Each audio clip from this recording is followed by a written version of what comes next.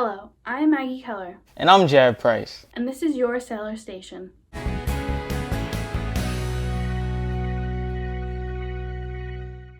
Welcome to the first Sailor Station of the 2020 to 2021 school year. This year has been a bit tricky with CDC guidelines and our hybrid schedule, including some who are completely virtual, but we're making it work. I've currently chosen to do school home virtually today.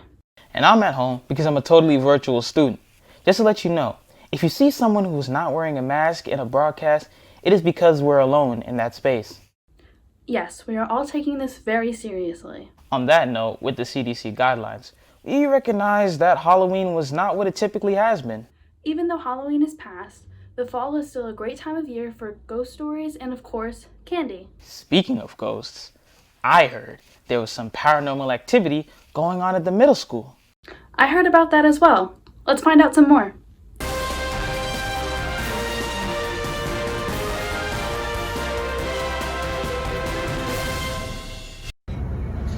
For 20 years, there have been sightings of a ghost at Oceanside Middle School. It is believed to be a ghost of a janitor who passed away here.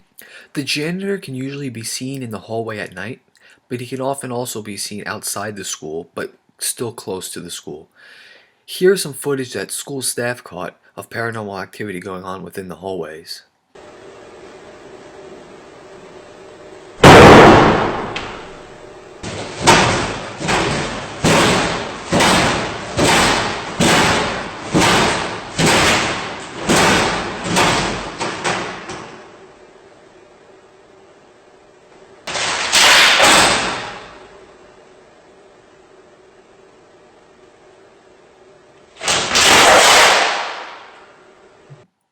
Tonight we're going to try and communicate with the janitor using paranormal technology.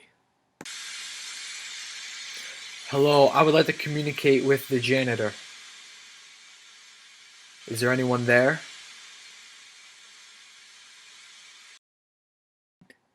Well, it looks like we weren't able to communicate with him, so this is probably all fake. Well, folks, we couldn't find any ghosts here tonight at Oceanside Middle School.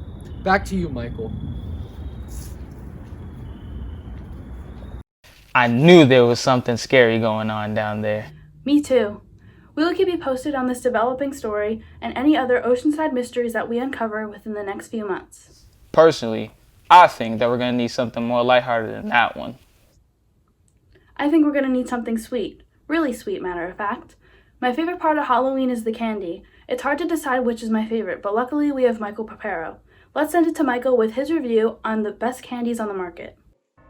Halloween is one of the most popular holidays that people go crazy for every year.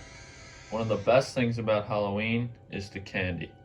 There's M&M's, Swedish Fish, Sour Patch, and so many more. Today we'll be reviewing some of the best candies that are given out each year for Halloween. At the number 5 spot we have Twix. Twix used to be a lot better, but it's really hard lately and hard to eat. So that's why it gets the number 5 spot. At the number 4 spot, I'm gonna have to go with Starburst. Starburst are great, don't get me wrong. It's just, they're not the best for your teeth, but still they're colorful, they have tons of flavors. Still a great candy, but it's just not better than the others. So I give it the number 4 spot. At the number 3 spot, we have M&M's, a classic. You cannot go wrong with M&M's. They're a great candy and they deserve to be in the top 3.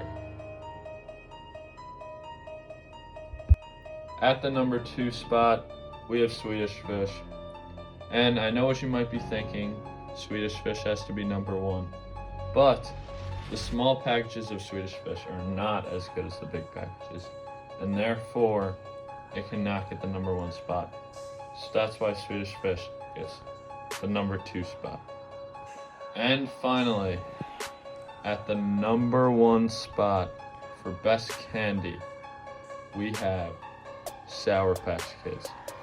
Sour Patch Kids are great. You can't go wrong with them. They have all different flavors. They're sour, they're sweet, they're everything good about candy, and that's why they get the number 1 spot.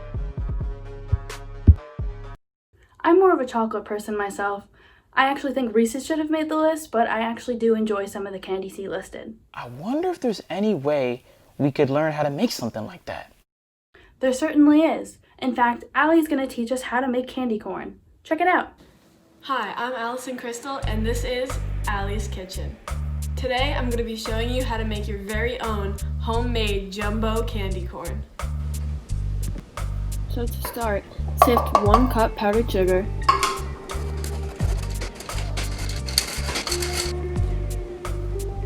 2.5 tablespoons of non-fat instant dried milk,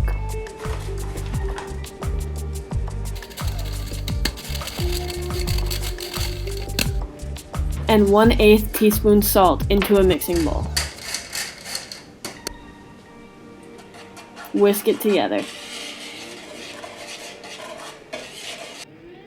Next, get a baking sheet and line it with a non-stick mat and place it near the stove.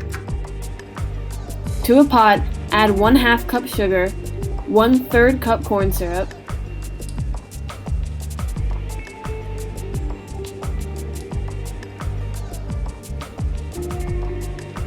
and 2 tablespoons of butter. Place over medium heat. Boil without stirring until it reaches 250 degrees Fahrenheit.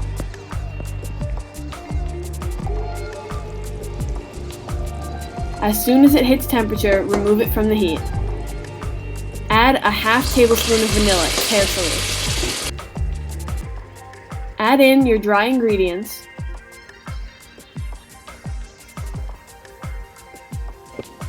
and stir until a dough forms.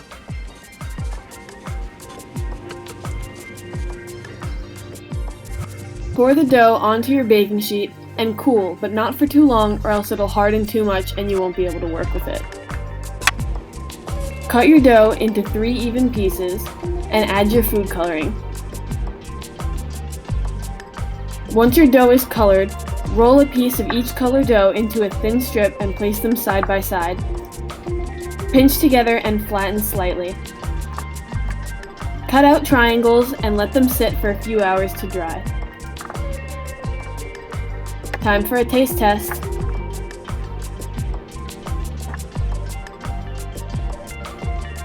These were so good.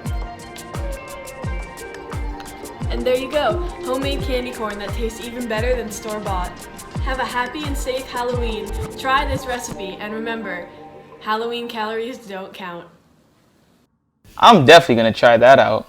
It looks so good and easy to try out from home. I agree.